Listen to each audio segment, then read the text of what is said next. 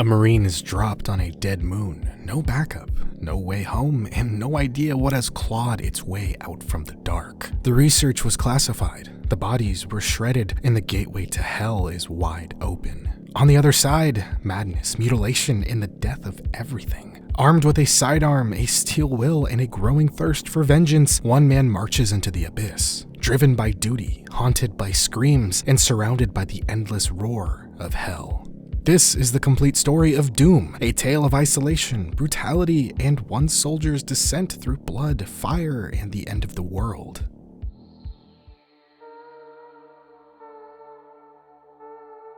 The story of Doom begins with a man whose name we don't actually know. All we know is he's a space marine, one of Earth's toughest soldiers, hardened in combat and trained for action. 3 years ago, he assaulted a superior officer who ordered his squad to fire on civilians. The officer was then shipped off to Pearl Harbor, while the Marine, who we'll just call Doomguy from here on out, was transferred to Mars, the home of the Union Aerospace Corporation. The UAC is a multi-planetary conglomerate with radioactive waste facilities on Mars and its moons Phobos and Deimos. With no action for 50 million miles, Doomguy's days consisted of inhaling Martian dust and watching restricted films in the rec room. For the past 4 years, the Earth's military, the UAC's largest contractor, has been using the facilities on Phobos and Deimos for classified experiments, particularly involving interdimensional travel. Until recently, the experiments were simple, opening gateways between the moons and observing objects pass between them. However, the gateways have become unstable.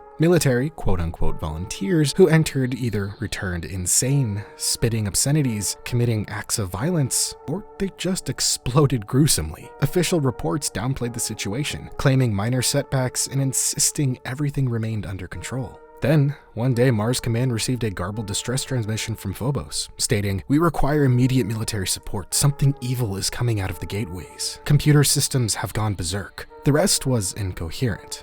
Moments later, the moon of Deimos just vanished from orbit, and all further attempts at communication failed. Also, can I just say, if I had a nickel for every time Deimos left the orbit of Mars in a sci-fi game from the 90s, I'd have 2 nickels, which isn't a lot, but it's weird that it happened twice. Anyway, Doomguy and his unit were dispatched to Phobos. He was ordered to secure the perimeter while the rest of the team entered the base. For hours, his radio picked up chaos, gunfire, screams, commands, and nothing. Silence. It then became very clear.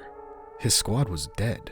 Escape from Phobos seemed impossible. Worse, the heavy weapons were taken by the main assault team. Doomguy is left with only a pistol. If he could secure a plasma rifle or even a shotgun, he might stand a chance. Doomguy readies himself, and as he steps through the base's entrance, inhuman growls echo through the corridors. They know he's here.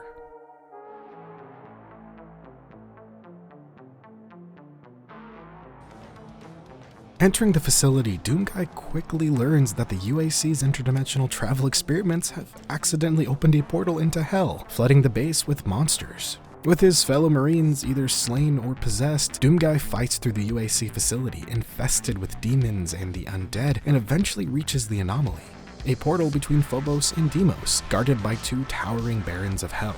After defeating them, Doomguy has no option but to enter the gateway to Deimos. Upon his arrival at Deimos, he finds only decay.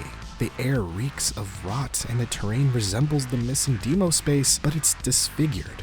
Its halls are twisted, electronics gave way to stone, wood, and marble, walls are draped with flesh, lava and blood flow freely, thorn-covered vines infest the infrastructure, and symbols of dark rituals litter every corridor. Fighting various new forms of demons and acquiring new weapons, Doomguy eventually encounters the towering Cyberdemon, the new ruler of the lost base of Deimos. After a brutal battle, Doomguy prevails and uncovers a grim truth. Deimos now orbits directly above hell. Resolute, Doomguy knows he must confront the invasion at its source and dives feet first into hell. The landscape here is a nightmare. Volcanic plains, jagged cliffs, and cursed wastelands dominated by labyrinths of suffering and blasphemy. Advancing deeper, Doomguy reaches Hell's capital of Dis and faces the mastermind behind the invasion, the Spider Demon.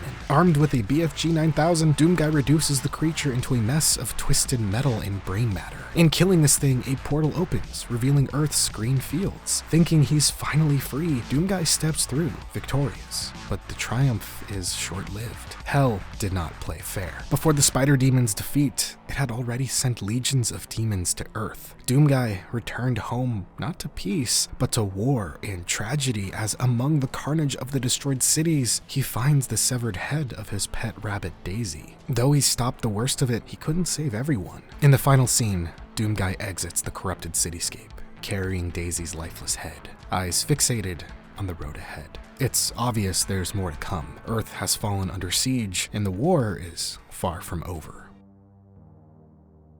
So typically, I tend to cap off these complete story videos with an overall analysis of the story. But Doom really doesn't have a lot of narrative meat on the bone, at least not by modern storytelling standards. But I mean, that's kind of the point. It's intentionally sparse and atmospheric. It's literally the definition of gameplay first and story second. Regardless, I'm going to try my damnedest to try to squeeze at least something out of this story. So let's talk about the protagonist, Doomguy. He doesn't talk, he barely has a name, no tragic backstory, no cinematic flashbacks, not even a grizzled voiceover. And yet, you know exactly who he is. His entire personality is built through gameplay. He's the guy who punches demons in the face with his bare hands when the shotgun runs dry. He's not just surviving hell, he's tearing through it out of sheer willpower and rage. And here's the kicker, he's not just angry for the hell of it, pun intended. The story kicks off with a clear moral stance. He refused to follow an order to fire on civilians. I mean, think about it. Before the first demon is even blown to bits, we learn the most important thing about him. He has a moral code. He's not a bloodthirsty grunt. He's a man with a hard line in the sand. And when somebody crosses it, he doesn't flinch, even if it means assaulting a superior officer. From that moment on, he becomes something else, a moral engine in an amoral universe. The UAC, the military, hell itself, none of them care about what's right. But the Doomguy surprisingly does. Not because he says it, but because he acts like it. The deeper into hell he goes, the more he becomes the silent wrath archetype, that lone figure who walks into impossible odds, not to win medals or glory, but because somebody has to do it. And that attitude, that moral clarity under fire, it's very on brand for his family. Because despite not knowing Doomguy's real name, we actually do know his family lineage. He is canonically the son of Billy Blaze, aka Commander Keen. And more importantly, he is the great-grandson of BJ Blazkowicz, the Nazi-killing protagonist of Wolfenstein. I mean, shit, look at the family resemblance. It's pretty obvious. BJ fought fascism with a machine gun and iron resolve. Doomguy faces literal demons with the exact same energy. He doesn't run, he doesn't beg, and he doesn't quit. He fights because fighting is the only option when the alternative is letting evil win. So no, Doom doesn't give us much in the way of cutscenes, dialogue, or exposition, but it really doesn't need to. Because at its core, Doom is about one thing, the unrelenting power of righteous fury. It's not subtle, it's not elegant, it's just one man, one mission, and one very big fucking gun, marching straight into hell and daring it to blink first.